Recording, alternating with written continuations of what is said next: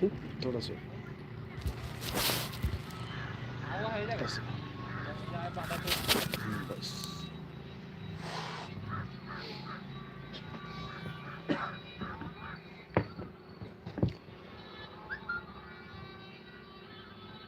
तो आज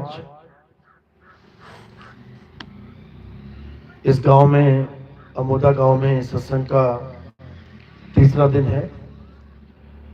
बहुत बड़े भाग हैं जीवों के जो लगातार 3 दिन तक इस अनमोल ज्ञान को, इस मूल ज्ञान को सुन रहे हैं, समझ रहे हैं। क्योंकि कृपा होती है मालिक की, तभी ये ज्ञान हम सबके बीच में आता है, अवतरित होता है। इसी ज्ञान अवतार को कबीर सागर में पूरे वृत्तांत के साथ बताया गया है। इसी ज्ञान अवतार का जो आखिरी स्वरूप बताया है कल की, वो यही ज्ञान अवतार है। कल्कि का मतलब होता है जो कलंक से रहित है, जिसमें किसी प्रकार का दोष ना हो। वही आखिरी अवतार सारे संसार का कल्याण करेगा, ऐसा हमारे ग्रंथों में लिखा हुआ है। उसका संकेत दे रखा है कि उसके हाथ में लोहे की तलवार होगी और वो घोड़े पे बैठ के इस संसार में आएंगे और सारे संसार को सनातनी बना देंगे। ये सब सांकेतिक ज्ञान है। वो घोड़ा और कोई नहीं, आपकी बुद्धि के घोड़े हैं।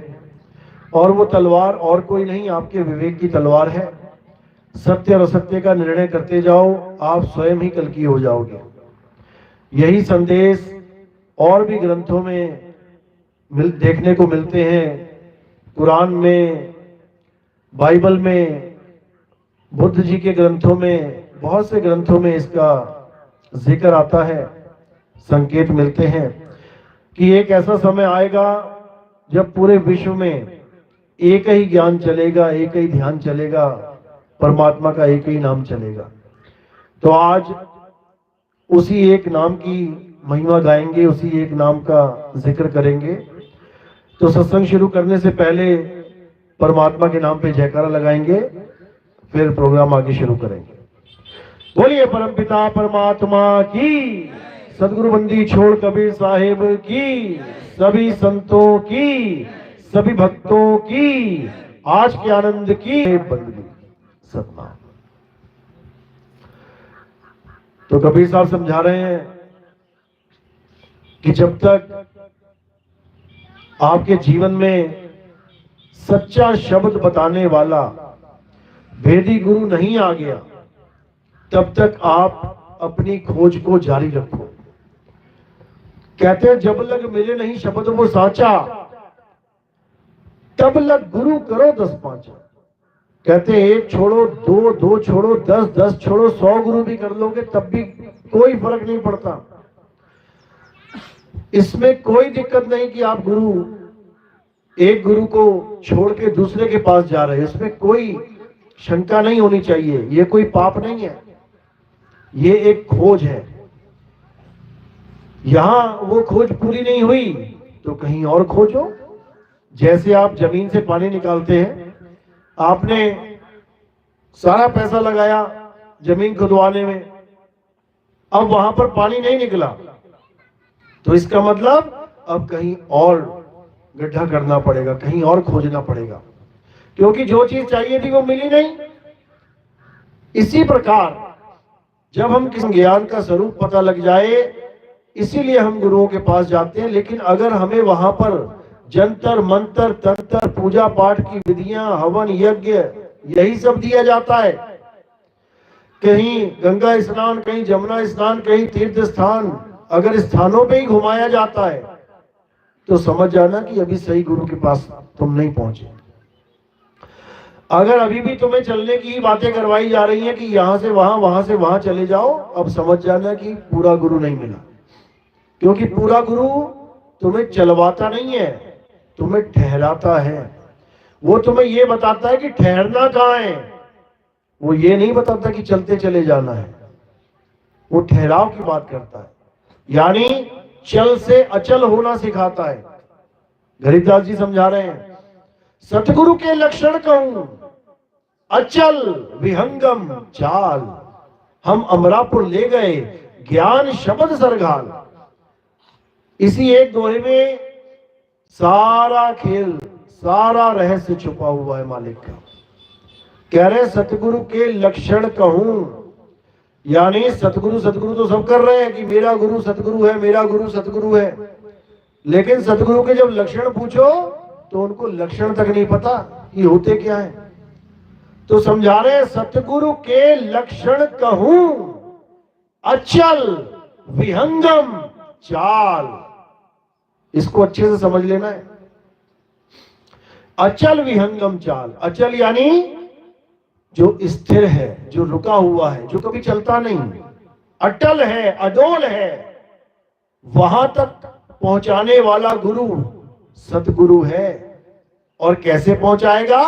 अचल विहंगम चाल, वो विहंगम चाल से पहुंचाएगा।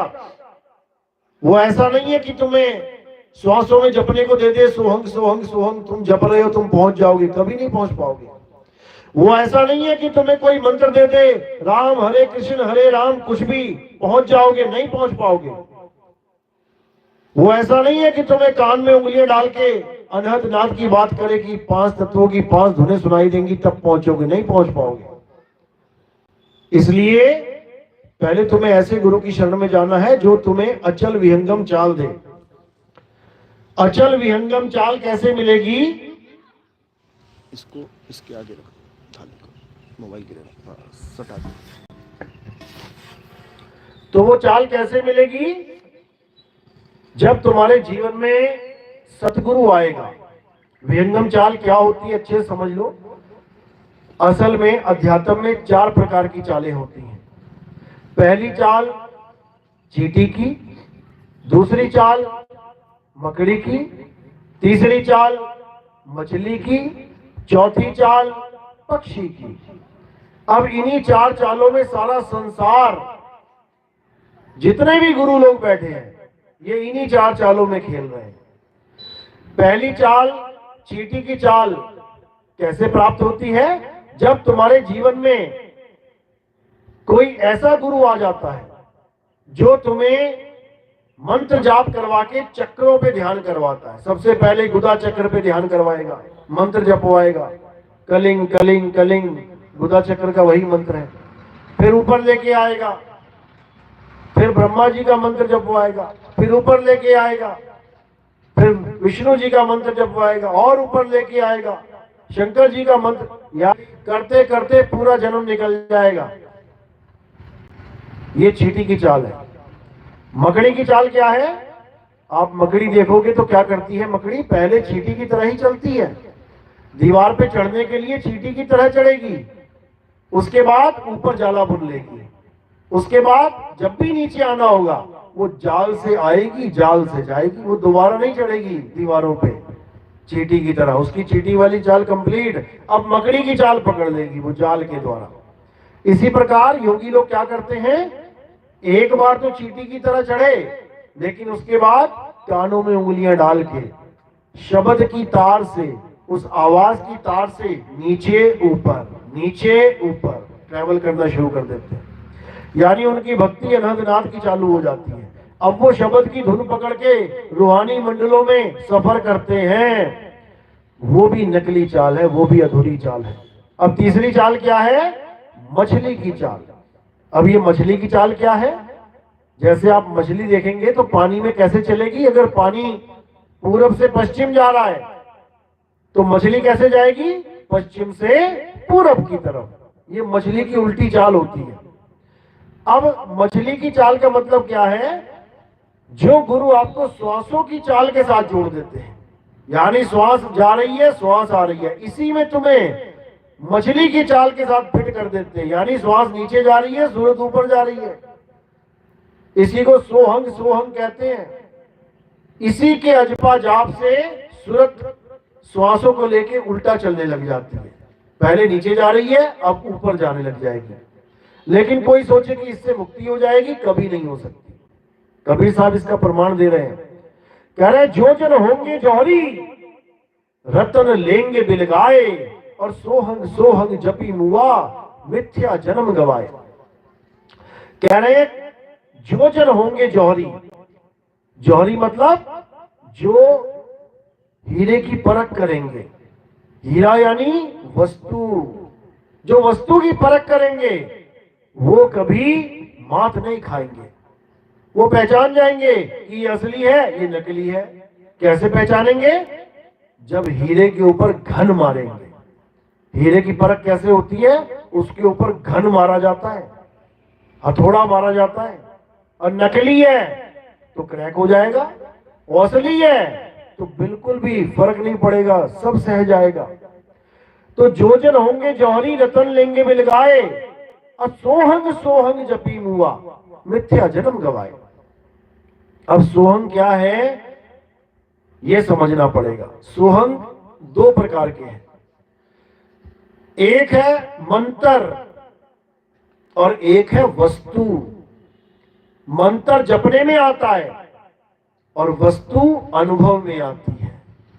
तो सोहंग सोहंग अगर मंत्र जप रहे हो आप तो समझ लेना वस्तु से बहुत दूर हो, अभी तो केवल मंत्र मिला है। और सारी उम्र सोहंग सोहंग करते कहते मिथ्या जन्म गवाया। ये जीवन बर्बाद कर लिया तुमने। और करना क्या था? करना था सोहंग को प्राप्त, पहचानना था उसको, सोहंग ही हो जाना था। कैसे होंगे? कहते श्वासा की कर सिमरनी, और कर अजपा का जाप, और परम तत्व का ध्यान धर, सोहंग आपे आप। इसमें बहुत भेद छुपा हुआ है। कह रहे श्वासा की कर सिमरनी यानी हाथों वाली सिमरनी, लकड़ी वाली छोड़ दे, श्वासों वाली सिमरनी पकड़। लगातार चल रही है सांस, सोते हुए भी चल रही है। इसका मतलब ये नहीं कि श्वासों में नाम जपना है, ऐसा बिल्कुल नहीं है। क्योंकि जिस दिन पानी में गिर गए तुम, उस दिन नाम जप के दिखाना। एक भी सोहंग का जाप नहीं कर सकते तुम पानी में बैठ के। 1 मिनट के लिए तुम्हें बैठा दिया जाए ना पानी में, और जब तुम पानी से बाहर आओगे तुमसे पूछे कितनी बार परमात्मा का नाम लिया, एक बार भी नहीं ले पाओगे। जैसे ही नाक से सोहंग किया, पानी अंदर गया, वहीं पे खलबली मच जाएगी। यानी जितनी देर पानी में रहोगे एक बार भी परमात्मा का नाम नहीं ले पाओगे। लेकिन अगर वस्तु का ज्ञान है, यानी सोहम वस्तु का ज्ञान है, तो पानी छोड़ो, तुम्हें कहीं भी बैठा दिया जाए तो तुम सूरत के माध्यम से अपने शब्द का ध्यान कर सकते हो। क्योंकि तुम ही सोहम हो, जो तू सो हम, यानी जो तत्व परमात्मा है वही तत्व आत्मा है। ये तत्व ज्ञान है, इसमें भेद नहीं है। कुएं में से बाल्टी भर के लेके आए, जो पानी कुएं में है वही बाल्टी में है। तत्व ज्ञान एक है, जो तू सो हम। अब इस तत्व ज्ञान को प्राप्त करने के लिए सोहम सोहम जपना नहीं पड़ता है। जपने वालों को क्या बोला? ओ हम सोहम में थे ध्रुव प्रहलादा, ओ हम सोहम वाद विवादा। कहते वाद विवाद है, सोहंग सोहंग जपोगे चक्कर में पड़ जाओगे। क्योंकि ये मंत्र सोहंग है और वो वस्तु सोहंग है, वस्तु को जानना है। तो कह रहे हैं कि 4 प्रकार के गुरु तुम्हारे जीवन में आएंगे। एक अजपा जाप दे देगा, एक जाप दे देगा, एक अनहद नाद से जोड़ देगा। ये तीनों प्रकार के गुरु तुम्हारा कल्याण नहीं कर सकते। गुरु तो हैं, ज्ञान तो देंगे, लेकिन कल्याण नहीं होगा। अब कल्याण कैसे होगा? जब तुम्हारे जीवन में विहंगम चाल देने वाला गुरु आ जाएगा। विहंगम चाल, तो कह रहे शब्द विहंगम चाल हमारी, और कहे कबीर सतगुर दई तारी। खुले कपाट शब्द झनकारी, और पिंड अंड के पार सो देश हमारा है। कर नैनो दीदार महल में प्यारा है। कबीर साहब समझा रहे हैं कि जब हमारा कोई हंस आएगा तुम्हारे पास और दीक्षा देगा, तब तुम्हें समझ में आएगा विहंगम चाल क्या होती है। ये तीनों चालों को त्याग के मेरा हंस विहंगम चाल को पकड़ेगा, और विहंगम चाल के द्वारा डायरेक्ट सीधे धुरधाम को पहुंचेगा, रुकेगा नहीं। जैसे एक पक्षी अगर आसमान की तरफ इशारा करा और इशारे की तरफ उड़ गया पक्षी तो रुकेगा नहीं कहीं, वो सीधे आसमान में ही पहुंचेगा, डायरेक्ट, नॉन स्टॉप। तो इसी प्रकार कबीर साहब की भक्ति है। कबीर साहब की भक्ति इन जाप की नहीं है कि नाम जपना पड़ेगा। आज सारे कबीरपंथी मंत्र देते हैं जपने वाला, ये कबीरपंथी नहीं है भाई, ये काल भगवान के 12 पंथों में से एक है, जिसके लिए कबीर साहब ने कहा था कि मेरा नाम लेके ये काल भगवान 12 पंथ चलाएगा, जीवों को भरमाएगा, लेकिन जो मेरा हंस होगा वो निबेड़ा कर लेगा, वो अक्षर और नी अक्षर का निबेड़ा कर लेगा, वो इनके 52 जाल में नहीं फंसेगा, इनके 52 जाल के नाम छोड़ देगा, त्याग देगा, और 52 अक्षर छोड़ के नी अक्षर को प्राप्त करेगा।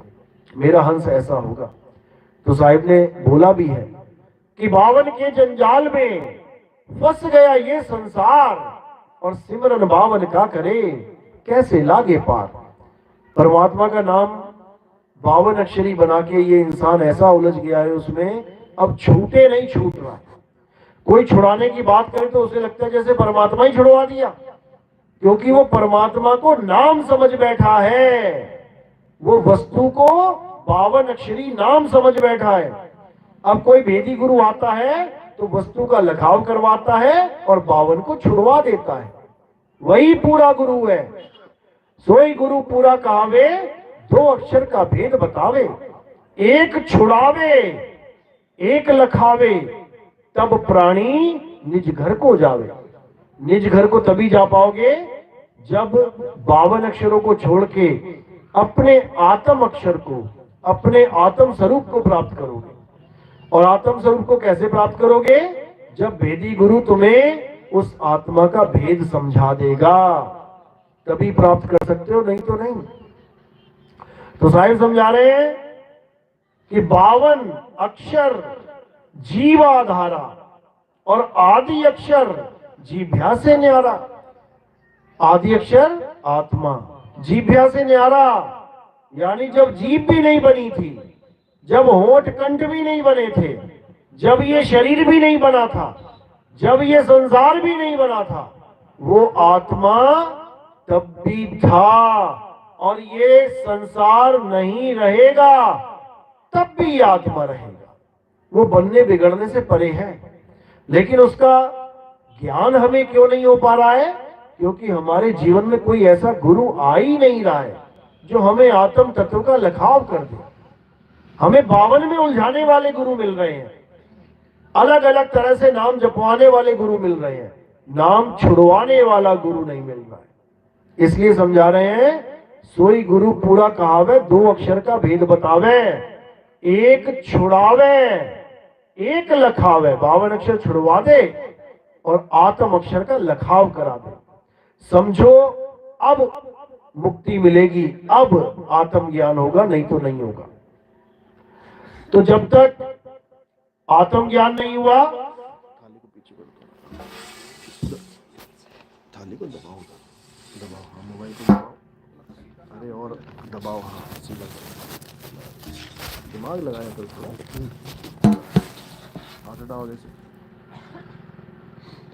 तो कह रहे हैं कि जब तक आत्म ज्ञान देने वाला गुरु नहीं आया जीवन में, तब तक किसी का कल्याण नहीं हो सकता। कोई किसी भी धर्म में है, किसी भी जात में है, किसी भी पात में है, कितना ही बड़ा ज्ञानी क्यों नहीं हो गया, वेद पुराण रट लिए, कुरान पढ़ ली, पूरी मुंह जबानी रट ली, गीता पढ़ ली, मुंह जबानी रट ली, बाइबल पढ़ ली, मुंह जबानी रट ली, कितना ही बड़ा ज्ञानी क्यों ना हो जाए 52 अक्षरों का, लेकिन बिना आत्म ज्ञान के खाली का खाली है। क्यों? क्योंकि आत्म ज्ञान इन 52 अक्षरों का खेल नहीं है। कह रहे स्वर व्यंजन का मेल नहीं है और 52 का ये खेल नहीं है। ये आत्म ज्ञान, ये 52 का खेल नहीं है। 52 से तो छुड़वा देना है, 52 से तो निकाल देना है बाहर। 52 का क्या महत्व है? केवल दुनियादारी करने का और ये सत्संग करने का। सत्संग के द्वारा, 52 के द्वारा तुम्हें 52 से परे की चीज का इशारा जरूर मिलेगा, सत्संग में बताया जाएगा। कि वो बोलने में नहीं आता, लेकिन बताया तो बोल के ही जा रहा है ना। अक्षरों के द्वारा ही तुम्हें समझाया जा रहा है कि वो अक्षरों में नहीं आता। यानी 52 अक्षर लोक त्रय सब कुछ इन्हीं माही, ये आखर खिर जाएंगे वो आखर इनमें नहीं। बताया तो बोल के ही है, बताया तो बोल के ही है, लेकिन बताया किसके बारे में है? अबोल के बारे में। यानी उस अबोल को बोल के समझाना पड़ रहा है। यही साहिब ने कहा, अकह नाम वह कहा न जाई, अकह नाम गुरु कह कह समझाई। गुरु कह कह के समझा रहा है उस अकह नाम को कि वो बोलने में नहीं आता, लेकिन लोग समझ नहीं रहे। लोग इसको मंत्र मान के बैठे हैं, ये मंत्र जप लो, वो मंत्र जप लो, उससे कल्याण हो जाएगा, उससे काल भाग जाएगा। अरे ये मंत्र एक कुत्ते को नहीं भगा सकता, तुम्हारे पीछे कुत्ता पड़ा हो। तुम किसी भी भगवान का मंत्र, तुम कोई भी मंत्र बोल दो, क्या कुत्ता तुम्हें छोड़ के भाग जाएगा? पीछे करके देख लेना। लोगों को भरमा दिया कि काल भगवान मंत्र से डर जाएगा, और लोग सोच के बैठे हाँ भाई सच में डर जाएगा, गुरुजी ने कहा है तो। अरे काल भगवान जब आएगा तब आएगा, तो मैं कुत्ते को भगा के दिखाओ। तुम्हारे मंत्र से कुत्ता नहीं भागेगा।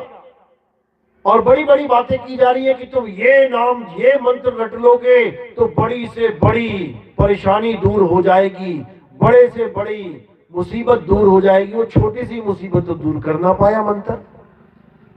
कैसे दूर होगी मुसीबत? वो होगी आत्म विश्वास से।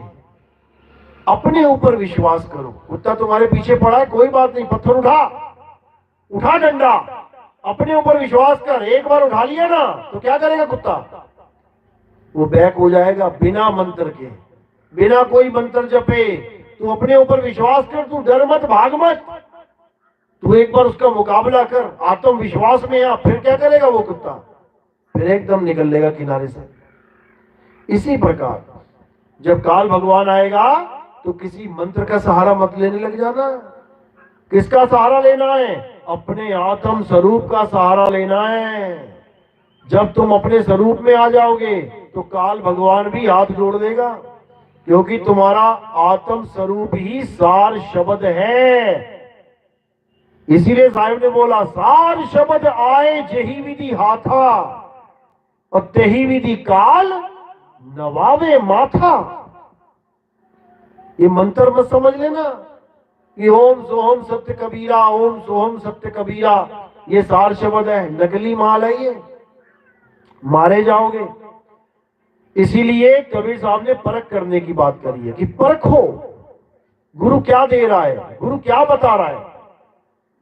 गुरु मेरे सभी बड़े, अपनी अपनी ठौर। कोई भी गुरु कितना भी ज्ञान दे रहा है ठीक है, इज्जत के लायक है, कुछ ना कुछ तो दे रहा है, लेकिन अपनी अपनी ठौर। ये क्यों बोलना पड़ा कबीर साहब को? क्योंकि हर गुरु सतगुरु नहीं होता।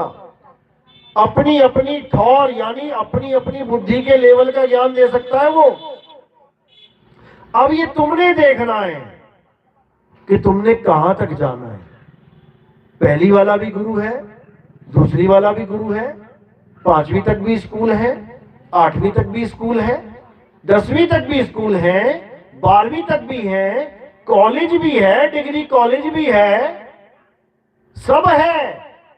ये तुमने देखना है कि तुमने कहां तक पढ़ाई करनी है। 5वीं तक पढ़ना है तो ठीक है, अपना 5वीं तक पढ़ लो, 8वीं तक पढ़ना 8वीं तक पढ़ लो, 10वीं 12वीं करनी है 12वीं कर लो। लेकिन अगर पोस्ट ग्रेजुएट डिग्री कॉलेज जाना है तो फिर भैया बढ़ते चले जाओ आगे। फिर ये नहीं सोचना है कि अरे मेरा गुरु छूट जाएगा, दुनिया क्या कहेगी। गुरु छोड़ते ही आए हो। जैसी पहली क्लास से दूसरी क्लास में गए, पहली वाला छूट गया, 5वीं से 6ठी में गए, 5वीं वाला छूट गया, 10वीं से 11वीं में आए, 10वीं वाला छूट गया, 12वीं से 13वीं में गए, 12 वाला छूट गया। इसका मतलब ये नहीं कि तुमने पाप कर दिया, इसका मतलब परमात्मा की तुम पे दया हो गई, जो तुम गुरु बदल बदल के यहां तक पहुंच गए। और जो गुरु नहीं बदल पाए वो बेचारे पहली में बैठे हैं, वो पहली में 10 साल लगाई जा रहे हैं, यानी फेल हो रहे हैं। इसलिए परमात्मा ये समझा रहे हैं कि गुरु करो छान के और पानी पियो जान के। ये पहले चलता था, गुरु करो जान के, पानी पियो छान के। आजकल छना छनाया पानी आ रहा है घर में। किसी के घर में अंडे आ रहे हैं मेंढक के पानी में, या कचड़ा आ रहा है, या कोई छोटा मोटा जीव जंतु आ रहा है? नहीं आ रहा, क्योंकि छन के आ रहा है पानी सारा। अब जानने की देरी है, आरओ का है या बिना आरओ का है, मिनरल वाटर है या डिस्टिल वाटर है, कौन सा वाटर है, ये जानने की जरूरत है। देख के नहीं पता कर पाओगे। लेकिन गुरु का ज्ञान छान के, छानबीन करो। कहां तक की बात है ये? कौन सा ज्ञान दिया जा रहा है ये? कहीं सतलोक अलख लोक अगम लोक अनामी लोक वाला गुरु तो नहीं मिल गया? यहां से लेके जाएगा सतलोक में, सतलोक से लेके जाएगा अलख लोक में, फिर अलख लोक से आगामी लोक अनाम लोक तक लेके जाएगा। ये सब नकली माल है, ये सब माया का जाल है। कबीर साहब समझा रहे हैं। ये सारी वाणी करनैनो दीदार में आप देखोगे सब लिखी हुई है। इस काया का सारा खेल समझा रखा है कबीर साहब ने। आदि माया की सारी चतुराई बता रखी है कि कैसे कैसे इसने स्वर्ग महास्वर्ग शिवलोक ब्रह्मलोक कैसे बड़े बड़े लोक इस माया ने बना डाले हैं। ये मृत्यु लोक भी माया का ही है। ये सारा जगत एक माया है, माया रूपी संसार है। ये परमात्मा का लोक नहीं है। परमात्मा का लोक वो है जहां पर कोई बदलाव नहीं होता। माया का लोक वो है जो पल पल बदलता है। सुबह से दोपहर, दोपहर से शाम, शाम से रात देखो हो रही है। सूरज चल रहा है, चांद चल रहा है, हवा चल रही है, सब कुछ चल रहा है। ये अचल लोक नहीं है। तो इसलिए साहब ने कहा काया भेद किया निर्वारा और ये सब रचना पिंड मंजारा। अरे माया अवगति जाल पसारा सो कारीगर भारा है। बड़ी भारी कारीगर है भाई ये। बड़े बड़े लोक बना दिए इसने, बड़े बड़े साहूकार बना के उसमें फिट कर दिए। उसके बाद फिर 84 भुगता दिया। बड़े बड़े लोक बनाए, उन लोकों में हमें तुम्हें राजा बना के बैठा दिया। हम सोच रहे हम राजा बन गए, उसके बाद फिर भिखारी बना के 84 में डाल दिया। यहां तक कि आप देखोगे इंद्र गजेंद्र नरेंद्र पता नहीं क्या क्या बना डाले। उसके बाद उनसे गलत काम करवा के उनको फिर श्राप दिलवा के फिर भुगतान करवा दिया। इतनी खतरनाक माया है ये। तो कबीर साहब समझा रहे हैं कि अब इस माया के चक्कर में नहीं पड़ना है। कोई राजा महाराजा बनने की जरूरत नहीं है। भगत बनो, भगत बनो, भक्ति करो, निकलो यहां से। कौन सा राजा, कौन सा महाराजा? अरे यहां बड़े बड़े राजाओं को श्राप मिल गए, देवताओं के राजा को नहीं बख्शा गया। गौतम ऋषि की पत्नी के पास गया ना, पता है ना, इंद्र गया था गौतम ऋषि का रूप धारण करके। गौतम ऋषि सुबह सुबह जाते थे नहाने, तो चंद्रमा भी साथ आ गया इंद्र के। तो सुबह सुबह मुर्गा बोलता है, वो रात में ही बोलने लग गया। गौतम ऋषि को लगा कि सुबह हो गई है, वो चले गए गंगा के किनारे नहाने। पीछे से इंद्र आ गया उसके घर में गौतम ऋषि बन के। तो नदी ने, गंगा नदी ने बोला कि गौतम ऋषि तू रात में क्यों आ गया, वापस जा, छल हो गया तेरे साथ। अब वापस गया, जब देखा तो इंद्र भागा वहां से। गौतम ऋषि का रूप धारण करा हुआ था। वो पहचान गया कि ये तो देवताओं का राजा इंद्र है। तो अपनी पत्नी के पास गया, बोला ये क्या कर रहा है यहाँ पे? कह रही सब मुझे तो पता ही नहीं, मुझे तो लगा आप हो, आप जल्दी आ गए। तो कहते जिस पत्नी को यही नहीं पता लगा कि वो उसका पति है या गैर पराया मर्द है, तेरी इंद्रियां काम नहीं कर रही थी। इतनी इंद्रियां दे रखी है भगवान ने। आंख दे रखी है देखने को, नाक दे रखी सूंघने को, चमड़ा दे रखा है पहचान करने को। ये इंद्रियां काम नहीं कर रही। जा अब तू बिना इंद्रियों के पत्थर हो जा। ये श्राप मिला उसको, उसको पत्थर का श्राप दे दिया। और इंद्र को क्या श्राप दिया वो नहीं बताता कोई भी। इंद्र को ये श्राप दिया था कि जिस चीज के लिए तू यहाँ पे आया है वो तेरे पूरी काया में वही लग जाए। तो पूरी काया में इंद्र के भगी भग लग गया। वो बेचारा मुंह छुपाता फिर। तो जब ये श्राप दिया तो उसकी पत्नी गिड़गिड़ाने लगी कि स्वामी ये श्राप खत्म कब होगा, ये तो बता दो, मैं पत्थर से दोबारा इंसान कब बनूंगी। तो उन्होंने क्या बोला कि सतयुग चल रहा है, इसके बाद द्वापर युग आएगा, इसके बाद त्रेता युग आएगा, तब राम जी आएंगे, और राम जी जब तुझे पैर से इस पत्थर को छुएंगे तब तुम दोबारा से इंसान बन जाओगे। तब वो रोने लगी कि महाराज 2 युग, इतना बड़ा अपराध 2 युग तक मुझे इंतजार करना पड़ेगा, थोड़ा अपराध क्षमा करो, इस मुसीबत को कम करो। तब उन्होंने क्या बोला, ठीक है, द्वापर युग त्रेता से बाद में आएगा, पहले त्रेता ले आते हैं, कोई बात नहीं। यानी जैसे 1 के बाद 2, 2 के बाद 3 आता है, तो सत्य यानी 1, क्योंकि सत्य तो एक ही है। सत्य के बाद यानी 1 के बाद आता है द्वा, द्वा यानी द्वापर, उसके बाद त्रे, त्रे यानी त्रेता। तो आना तो ऐसे चाहिए था, सत्ययुग द्वापर त्रेता, लेकिन उसकी पत्नी की वजह से क्या हो गया, त्रेता बाद में आया, त्रेता पहले आया, द्वापर बाद में आ गया, युग ही पलट दिया। तो जब राम जी आए तब उन्होंने पत्थर को पैर लगाया, तब वो फिर से एक इंसान बनी। ये माया का खेल है, इतना जबरदस्त। यानी बड़े बड़े राजाओं को भी इस माया ने मिट्टी चखाई है, धूल मिट्टी। तो कबीर साहब यही समझा रहे हैं कि आदि माया कीनी चतुराई और झूठी बाजी पिंड दिखाई। कुछ लोगों को क्या दिखाती है माया, पिंड यानी शरीर। इस शरीर के अंदर भक्ति करते हैं लोग, त्रिकुटी पे ध्यान लगा लिया, श्वासों का जपा जाप करने लग गए, चक्रों पे ध्यान लगा लिया, तो अंदर झूठी बाजी दिखाने लग जाती है माया। कभी लाल रोशनी कर दी, कभी पीली रोशनी कर दी, कभी हरी हरी रोशनी दिखने लग गई, नीला प्रकाश दिखने लग गया, सैकड़ों सूरज चमक गए, हजारों लाखों करोड़ों सूरज चमका दिए। ये सब कहां, पिंड में।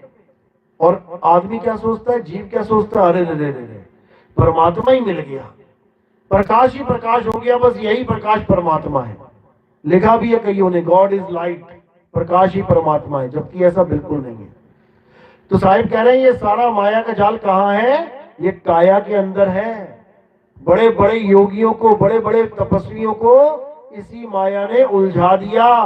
क्यों उलझ गए, क्योंकि उनको शब्द का लखाव कराने वाला गुरु मिला ही नहीं, शब्द की पहचान कराने वाला गुरु ही नहीं मिला, शब्द का भेद बताने वाला गुरु ही नहीं मिला। क्या मिल गए, जप्पी तप्पी सन्यासी।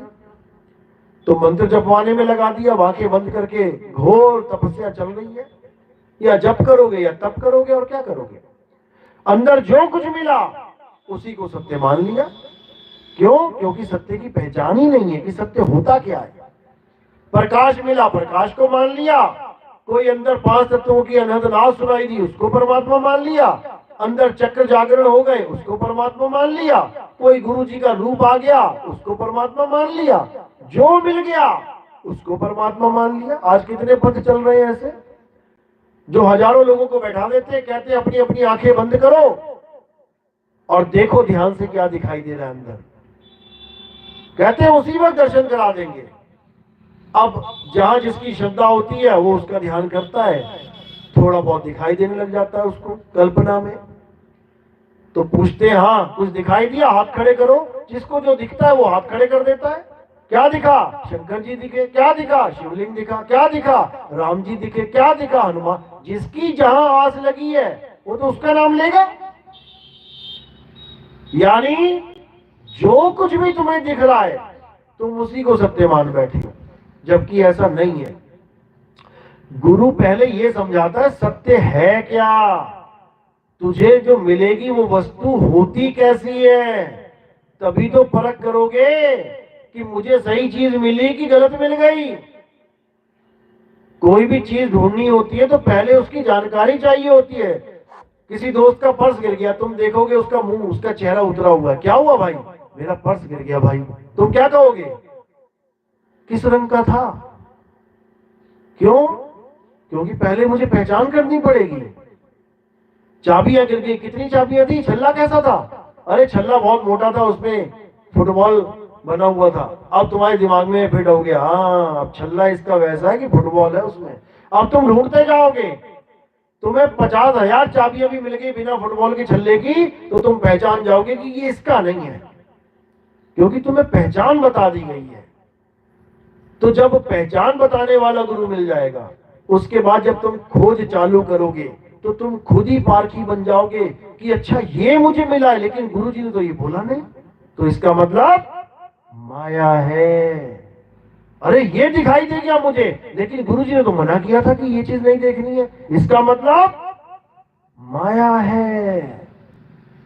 तुम्हें कुछ और सुनाई दे गया, तुमने कहा अरे गुरु जी ने तो ये आवाज मना की थी, ऐसी तो नहीं है वो, तो ये सब माया है। यानी तुम्हें पहले सत्य का लगाव कराया जाएगा। दूसरी दीक्षा में यही समझाया जाता है कि वो सत्य कहां है और कैसे मिलेगा, और मिलेगा तो उसकी पहचान क्या है। जब तुम्हारे पास पहचान हो गई, अब तुम कहीं भी जाओ, आजाद हो, जो वस्तु तुम्हें मिलेगी तुम वहीं परख कर सकते हो। लेकिन जीव बेचारा नादान, नहीं समझ पाते जो लोग, वो कुछ भी प्राप्त होने पे उसको सब कुछ मान लेते हैं। जो भी मिला उसी को सत्य मान लिया, बस यही दिक्कत है। ये दिक्कत सही हो जाए तो सारे पंथ एक हो जाएंगे। हर चेला गुरु से ये पूछने लग जाए, गुरु जी सत्य क्या है, मुझे सत्य बता दो। सारे पंथ एक हो जाएंगे, क्योंकि सत्य एक है, तुम्हारा और हमारा अलग अलग नहीं है। कोई कहे कि हिंदुओं का सत्य अलग है, मुसलमानों का सत्य अलग है, ऐसा बिल्कुल नहीं है। सत्य सबका एक है, लेकिन उस एक सत्य को बताने वाला कोई एक आदमी नहीं मिल रहा है। सब अलग अलग अलग अलग बता रहे हैं। कोई कह रहा है ये मंत्र जपना है, कोई कह रहा है वो मंत्र जपना है, कोई कह रहा है ऐसे ध्यान करना है, कोई कह रहा है वैसे ध्यान करना है, कोई कह रहा है आंखें बंद करनी है, कोई कह रहा है कान बंद करने हैं, कोई कह रहा है श्वासों पे ध्यान लगाना है, कोई कह रहा है त्रिपुटी पे ध्यान लगाना है। ये सब अलग अलग रास्ते बताने वाले, इन्हीं की वजह से हम सब अलग अलग हो गए हैं। वरना परमात्मा एक, उसको मिलने का रास्ता एक, दूसरा कहां से आ गया। लेकिन ये गुरु ही एक नहीं हो पा रहे हैं। हर गुरु अपना अपना ज्ञान रख रहा है सामने, जबकि ज्ञान केवल एक ही है, और वो ज्ञान आत्म ज्ञान है। कबीर साहब कह रहे हैं, जल में मीन प्यासी मोहे देखत आवे हासी, आत्म ज्ञान बिना नर भटके। बता दिया उन्होंने कि किस चीज की कमी से नर भटक रहा है। कौन सा ज्ञान? आत्म ज्ञान। आत्म ज्ञान बिना नर भटके, कभी काबा कभी काशी। कभी काबा भटक रहा है, कभी काशी भटक रहा है, केवल आत्म ज्ञान की कमी की वजह से। ये कमी पूरी हो गई, बात बन गई। हिंदू है, हिंदू होके आत्म ज्ञान ले ले।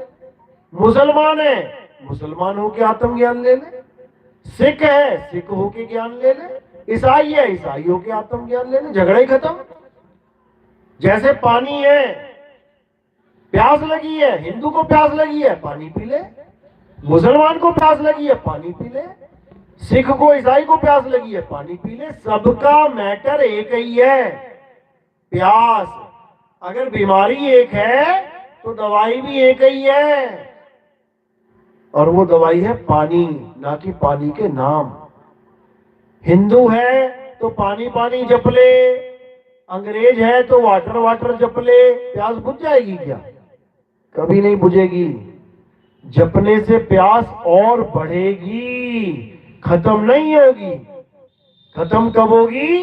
जब सारे नामों को छोड़ के वस्तु का ज्ञान प्राप्त करोगे, गड्ढा खोदना शुरू करोगे।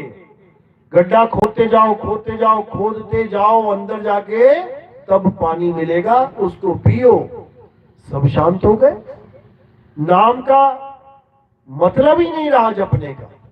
गड्ढा खोदते हुए कौन सा नाम जपना पड़ेगा? पानी पानी पानी पानी। गड्ढा खोलोगे पानी पानी जपोगे? गड्ढा खोदोगे कोई नाम नहीं जपना है, बस सूरत पानी में लगानी है कि नीचे है वस्तु मेरी, उसको प्राप्त करना है।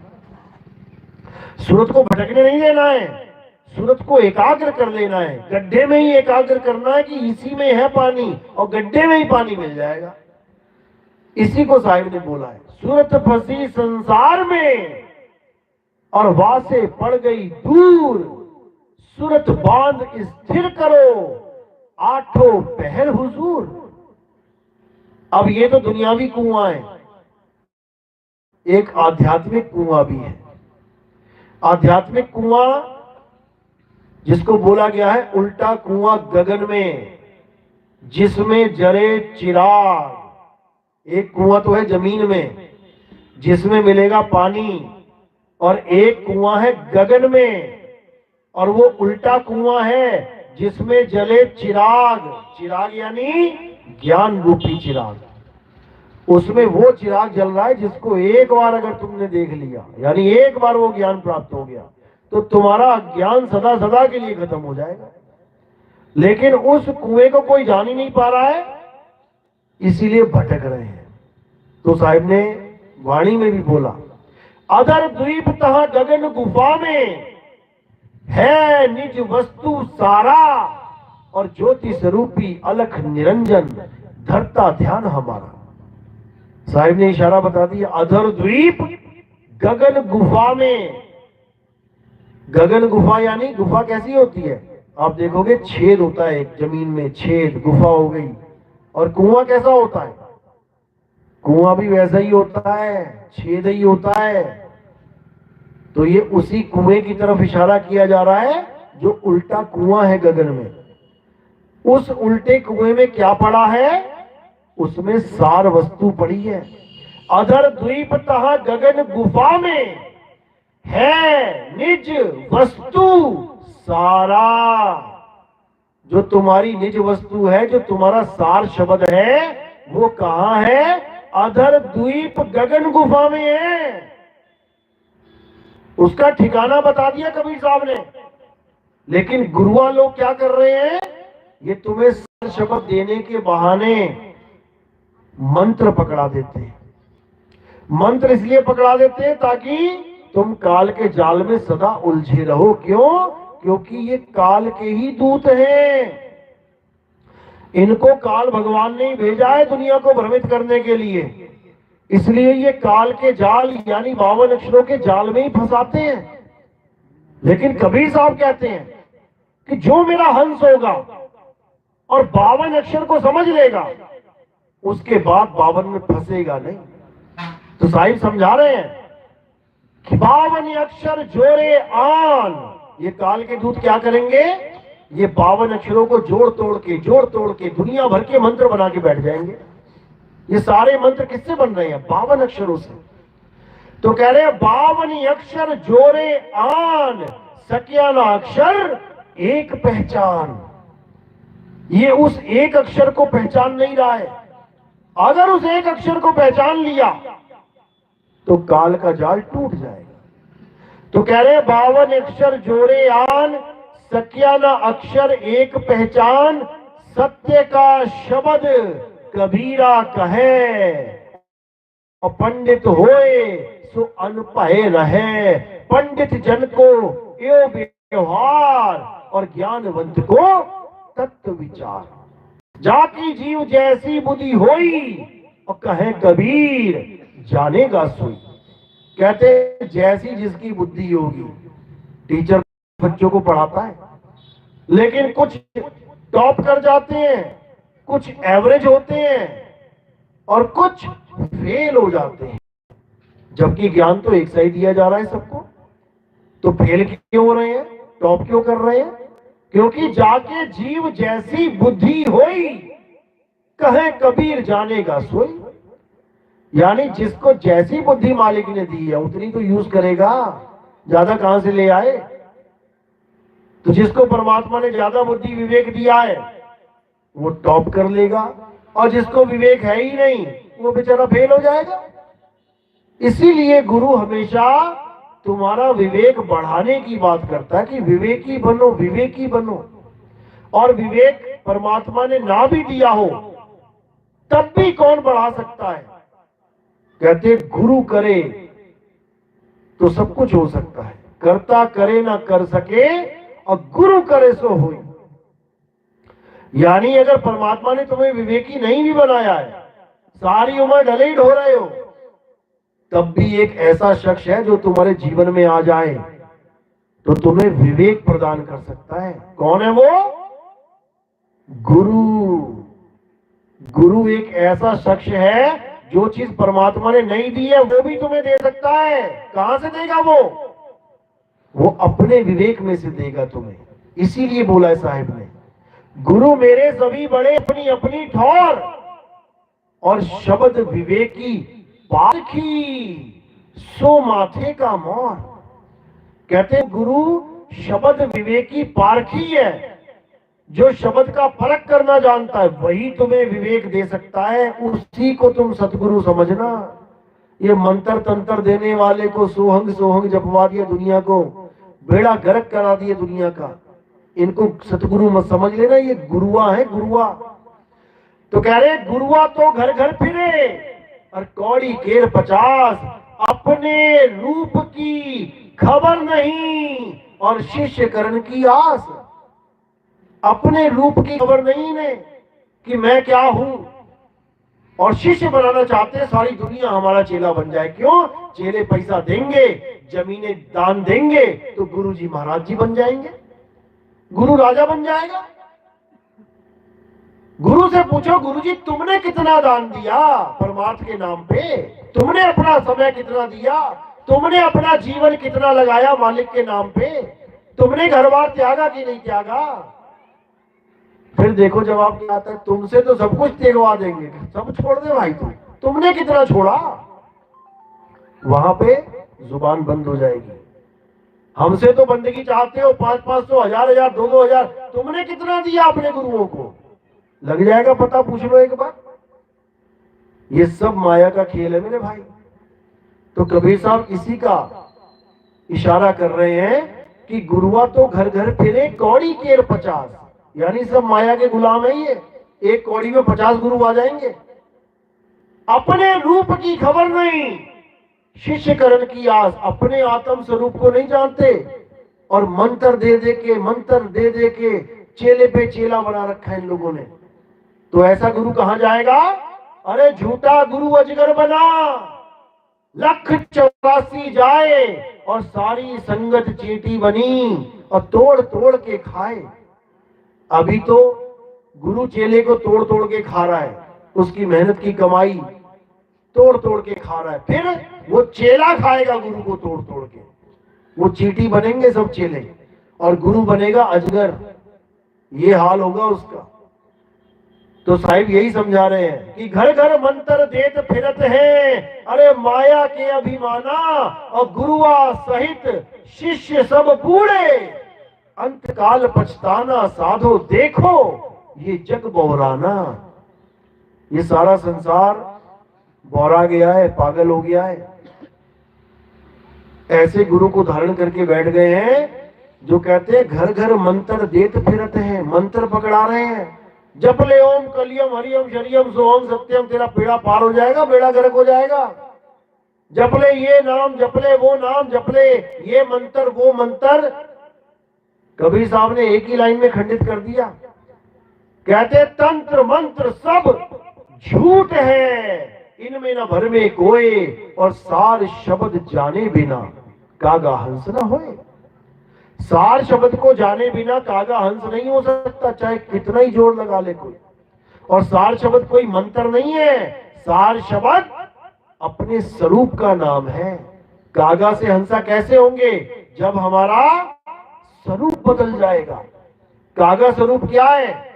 काला होता है कागा, और हंसा स्वरूप सफेद होता है हंस। तो क्या बदला? स्वरूप बदला। तो हम कागा कब है? जब हम अपने आप को ये मान बैठे हैं, ये शरीर। जब तक हम अपने आप को शरीर मान के बैठे हम कागा हैं। अब गुरु क्या करेगा? स्वरूप ही बदल देगा। गुरु क्या बताएगा? कि तुम शरीर नहीं हो, यानी तुम कागा नहीं हो। तो मैं कौन हूं गुरु जी?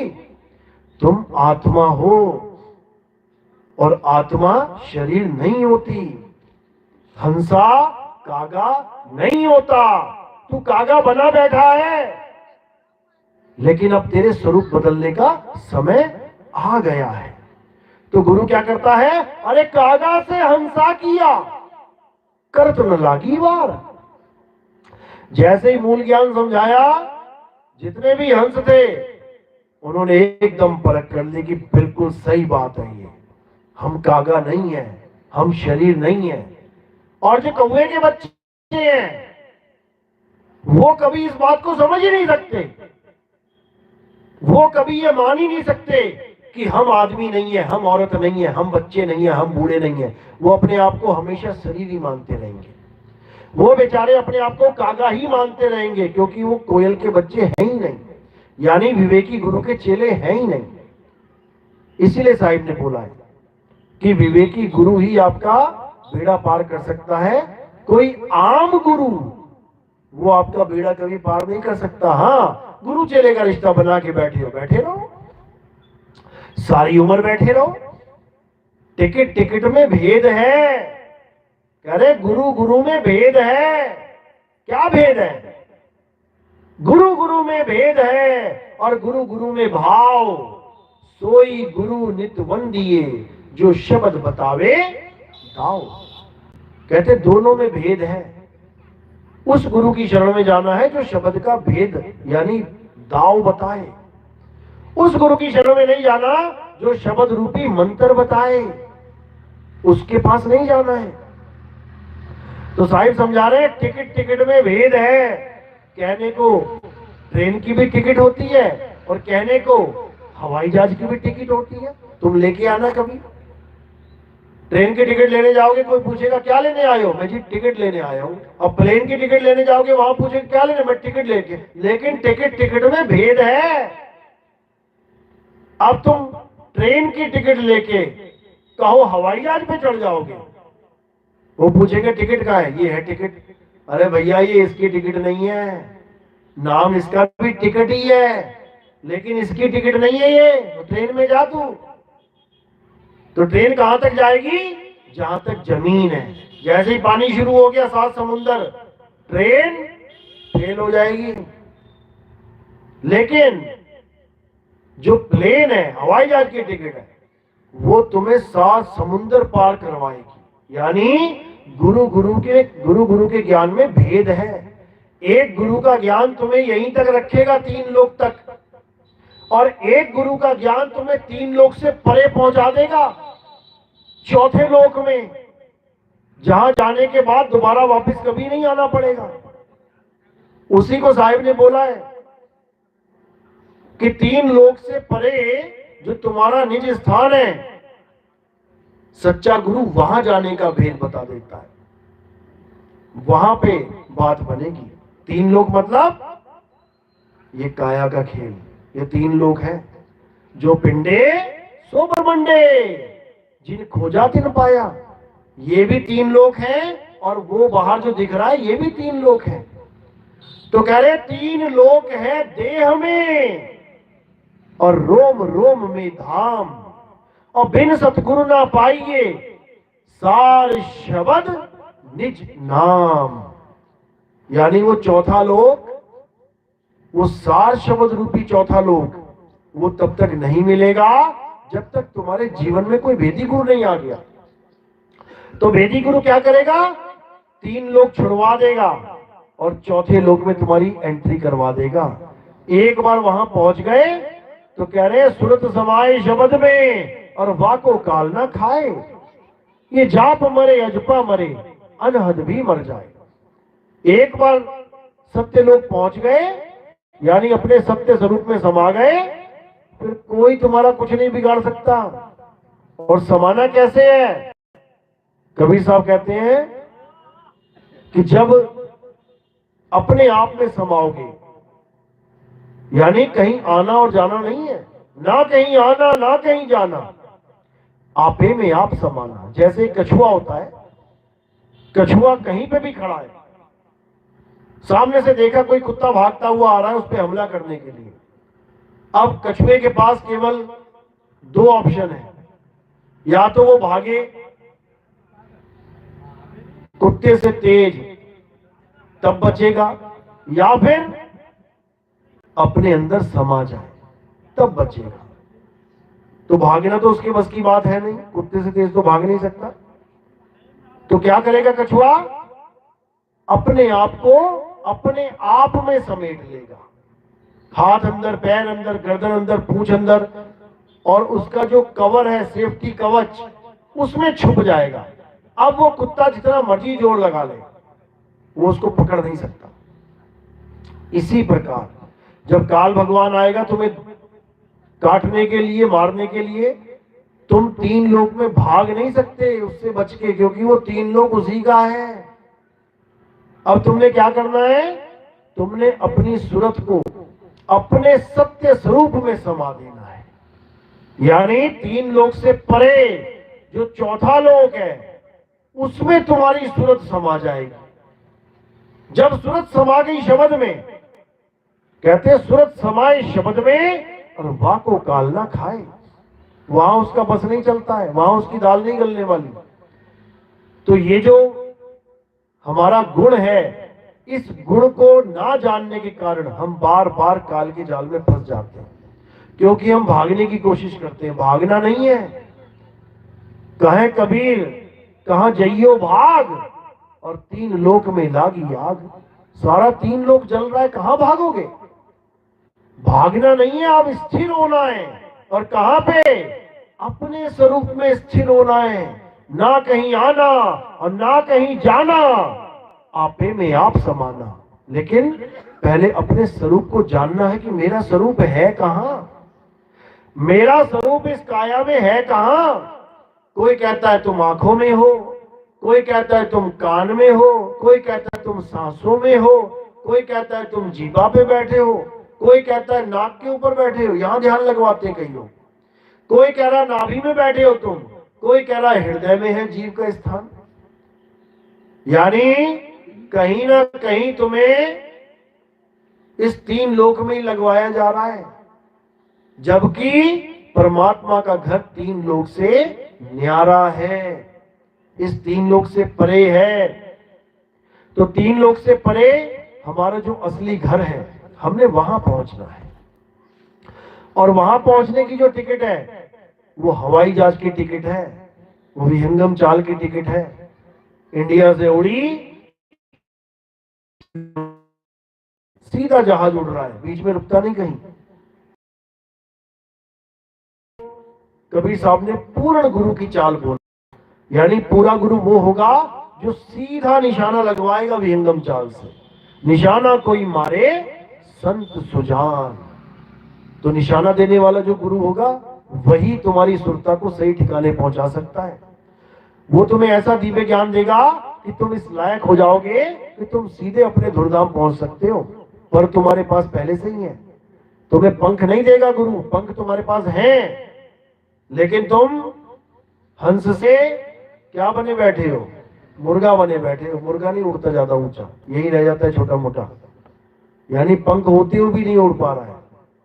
अब हंस बनना है, अब पंख फैलाने अपने पूरे और उड़ जाना है।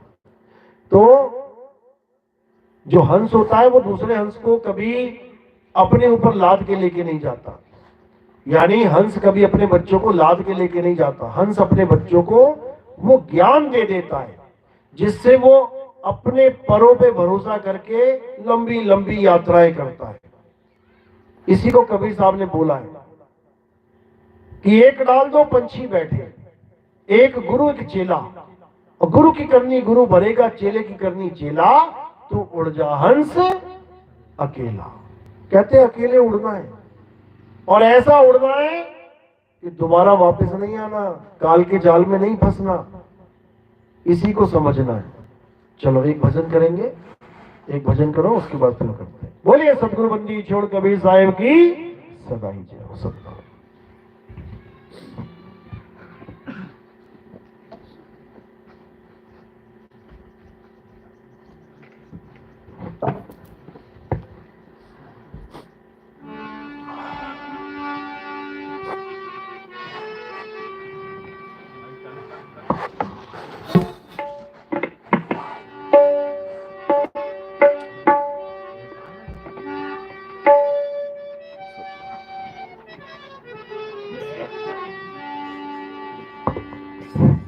प्रेम से बोल श्री सद्गुरुदेव जी भगवान की जय।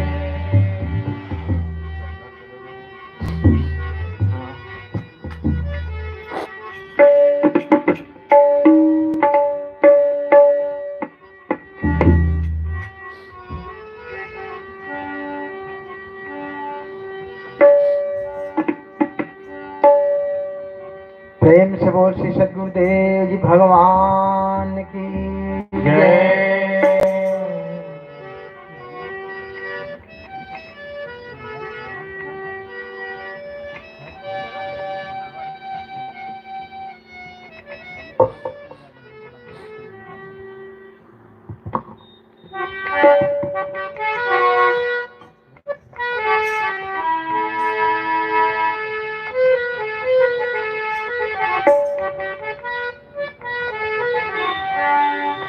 घट घट में तेरा जलवा,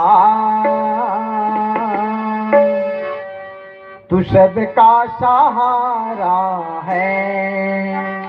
घट घट में तेरा जलवा, तू सबका सहारा है।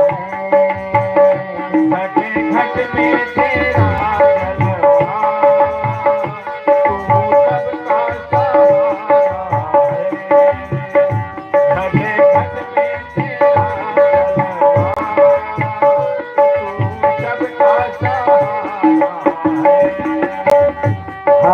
सबने मेरे गुरुवर बस तुमको पुकारा है। हम सबने मेरे गुरुवर बस तुमको पुकारा है। घट घट में तेरा जलवा, तू सबका सहारा है। घट घट में तेरा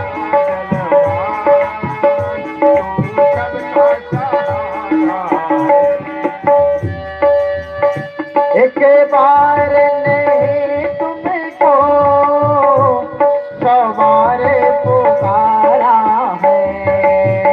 एक बार नहीं तुमको 100 बार पुकारा है। जीवन को मैंने अब तक कांटों पे गुजारा है।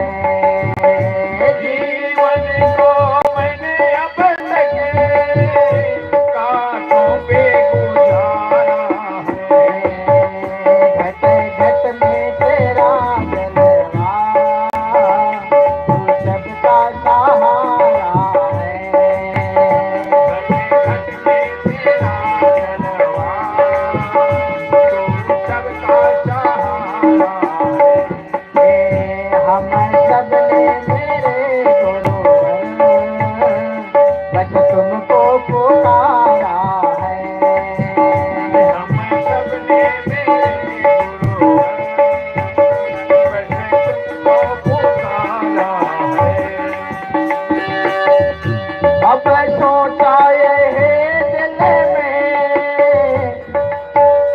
तुझे मर कर भी पाना है।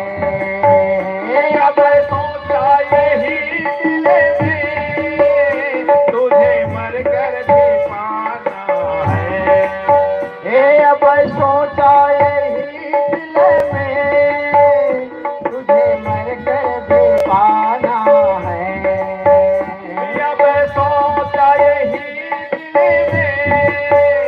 तुझे मर कर भी पाना है। दीदार हो कर तेरा मुझे मौत गंवाना है। दीदार हो कर तेरा मुझे मौत गंवाना है। घट घट में तेरा जलवा,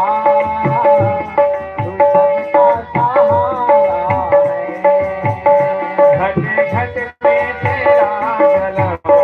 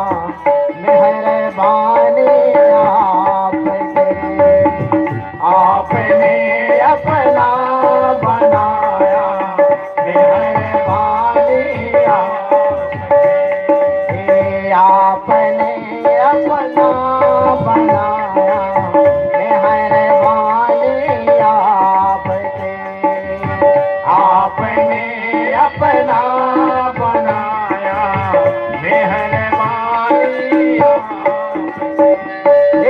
शीश को हीरा बनाया शीश को हीरा बनाया सतनाने आपने अपना बनाया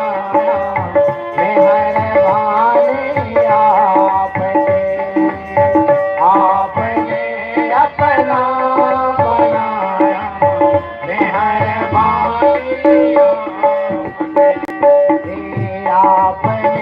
अपना बनाया मेहरबानी आपने अपना बनाया मेहरबानी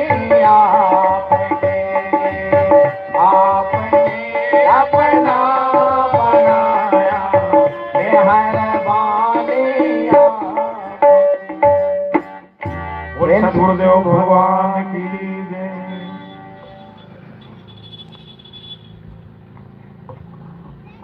तो भजन के माध्यम से भी यही पुकार लगाई जा रही है कि जिस गुरु का घट घट में जलवा है उस गुरु से ये पुकार लगाई जा रही है। कौन है वो शब्द गुरु है जो घट घट में रम रहा है कि अब आओ और हमारा बेड़ा पार करो। कह रहे घट घट मेरा साइया सुनी सेज ना कोय और बलिहारी व घट की जिस घट प्रकट होए। ऐसा कोई घट ही नहीं है जहां पर वो मालिक विराजमान नहीं है।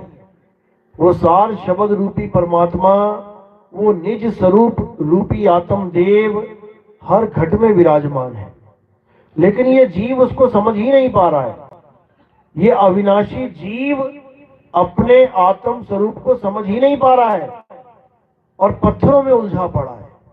पत्थर को भगवान मान बैठा, नाशवान पत्थर को भगवान मान बैठा, लेकिन खुद अविनाशी होता हुआ अपने स्वरूप को नहीं जान पा रहा है।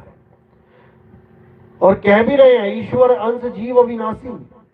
जो खुद अविनाशी है उसको पत्थरों में लगा दिया गया, पत्थरों को भगवान स्थापित करवा दिया गया और अमर जीव को नाशवान वस्तुओं की भक्ति में लगवा दिया गया। यही सबसे बड़ा दुर्भाग्य है इस जीव का, जो खुद को अविनाशी को इन नाशवान चीजों से निकाल ही नहीं पा रहा है। जो खुद अमर है वो इन नाशवान वस्तुओं से खुद को जुदा ही नहीं कर पा रहा है। नाशवान पत्थरों को भगवान मान के बैठ गया है। कौन? ये अविनाशी जीव। इसीलिए कृष्ण जी ने बार बार समझाने की कोशिश करी कि हे अर्जुन, ये संसार, ये जगत एक माया है, ये मेरी ही माया है, 3 गुणों से निर्मित माया है। सारा संसार इस माया में डूबेगा, इस माया को कोई लांग ही नहीं सकता। कौन लांग पाएगा? हे अर्जुन, जो अपनी आत्मा में स्थित हो जाते हैं, जो अपनी आत्मा में रमण करते हैं, वो सहज ही इस माया को लांग जाते हैं। वो इस माया में नहीं वापस घूम घूम के। और यहां आना, जन्म लेना कोई बड़ा महान कार्य नहीं है, ये दुखों की नगरी है। ठीक है, 84 लाख योनियों से अच्छी योनि है, इंसान जन्म मिल गया, अच्छी बात है, लेकिन अगला जन्म इंसान का भी नहीं चाहिए। इंसान का भी नहीं चाहिए। क्यों? क्योंकि अगला जन्म चाहिए ही नहीं। अब जन्म मरण को खत्म करके अपने आत्म स्वरूप, अपने सत्य स्वरूप में स्थित होके आनंद को प्राप्त करना चाहिए, जिसको सच्चिदानंद बोला जाता है। अपने सत्य स्वरूप में अपने चित्त को जोड़ के आनंद को प्राप्त करना चाहिए। वही हमारा जन्म मरण से मुक्ति का संदेश है, उसी को समझना है। उसके अलावा हर चीज बंधन है। मंदिर, मस्जिद, गुरुद्वारे, चर्च, ये सब किसने बनाए हैं? इंसान ने बनाए हैं। इंसान ने मूर्ति बनाई, इंसान ने मूर्ति को एक शक्ल दी, पत्थर को मूर्ति बनाया, शक्ल दी, अब उसी को भगवान मान के पूज रहा है। यानी बनने वाली चीज बड़ी कर दी और बनाने वाले को छोटा कर दिया। जिसने पत्थर का मूर्त बनाया वही उसको भगवान मान के पूज रहा है। ये कहां तक अकलमंदी है भाई? ये बिल्कुल गलत है। इसलिए क्या करना है? अब अपने आत्म स्वरूप को जानना है। साहिब समझा रहे हैं, जब लगना चीनोगे आत्म तब लगना मिली है परमात्म। आत्म चीने तो परमात्म चीने, और संत कहावे सोए यह भेद काया से न्यारा, बूझे बिरला कोई। ये काया से न्यारा है भेद, यानी काया का खेल नहीं है ये, काया से परे की बात है, आत्मा की बात है ये। लेकिन इस आत्मा को कोई देख नहीं सकता, इसलिए उसके अस्तित्व को ही नकार देते हैं। कई ऐसे लोग हैं जो कहते हैं आत्मा नाम की कोई चीज होती ही नहीं है। ऐसे पंथ चल रहे हैं, कहते हैं आत्मा आत्मा करते हैं, आत्मा दिखा सकते हो। अरे भाई, आत्मा देखने की चीज होती तो जरूर दिखा देते। आत्मा देखने की चीज ही नहीं है, दिखाएं कैसे? आत्मा अनुभव की चीज है, वो अनुभव की जाती है। जैसे करंट है, भले नंगी तार तुम्हारी आंखों के सामने जा रही है, उसमें भले करंट है, तो तुम देख सकते हो क्या? कोई दिखा दे करंट कैसा होता है? लाल होता है, पीला होता है, गुलाबी होता है, नीला होता है। नंगी तार तुम्हारी आंखों के सामने, उसमें करंट है, तुम्हें दिखेगा नहीं वो, लेकिन छू के देख लेना, एक बार पता लग जाएगा। जब तार को छुओगे तब तुम्हें समझ में आ जाएगा करंट नाम की कोई चीज होती है। लेकिन कोई कहे कि इन आंखों से दिखा मुझे, तो भैया वो देखने की चीज ही नहीं है, वो महसूस करने की चीज है। तुम्हें आत्मा महसूस करनी है, आओ बैठो, बताते हैं महसूस होगी, करो भक्ति। तो साईं समझा रहे हैं कि आओ बैठो और देखो कि गुरु क्या बता रहा है, उसको अनुभव में लेके आओ, तब तुम्हें समझ में आएगा कि आत्मज्ञान होता क्या है। और ये उन लोगों का हाल है जो हमेशा ब्राह्मणों के खिलाफ बोलते हैं, ब्राह्मणवाद के खिलाफ बोलेंगे, क्योंकि ब्राह्मण यानी ये वेद पुराण गीता, ये आत्मा की बात करते हैं, गीता में आत्मा की बात है। तो जो गीता में लिखा है उसका खंडन करना इन्होंने। गीता में आत्मा तत्व की बात है तो ये उसको झूठा साबित करने में लगे रहते हैं। ये भी नहीं सोचते कि केवल गीता ही नहीं बोल रही है आत्मा के बारे में। अरे बड़े बड़े संत बोल रहे हैं भाई, कबीर साहब बोल रहे हैं, रविदास जी महाराज बोल रहे हैं, पलटू जी बोल रहे हैं, भीखा जी बोल रहे हैं, मीराबाई बोल रही है। तुमने उनको भी ब्राह्मण बना दिया क्या? ब्राह्मणवाद का खिलाफ करते करते संतों के खिलाफ हो गए ये लोग। जितने भी बुद्ध धर्म के शिष्य हैं, बौद्धिस्ट हैं जितने भी, ये सब आत्मा का खंडन करते हैं, कहते हैं आत्मा नाम की कोई चीज नहीं होती। अब इनको बस इतना समझने की देर है कि भाई आत्मा है तब तुम्हारी देह खड़ी है, आत्मा का तुम्हारी देह से कनेक्शन है इसलिए खड़ी है देह। और जैसी आत्मा शरीर को छोड़ती है, ये देह यहां पड़ी रह जाएगी। हिला के दिखा दो इसको, नहीं हिला सकते। करंट है तो पंखा चल रहा है, करंट नहीं है तो पंखा चल नहीं सकता। तो आत्मा का खंडन करना हमारा मुद्दा नहीं होना चाहिए, वो भी केवल इसलिए कि दिखाई नहीं देती, बल्कि आत्मा का ज्ञान प्राप्त करना चाहिए। कबीर साहब कह रहे हैं ना, आत्म ज्ञान बिना नर भटके।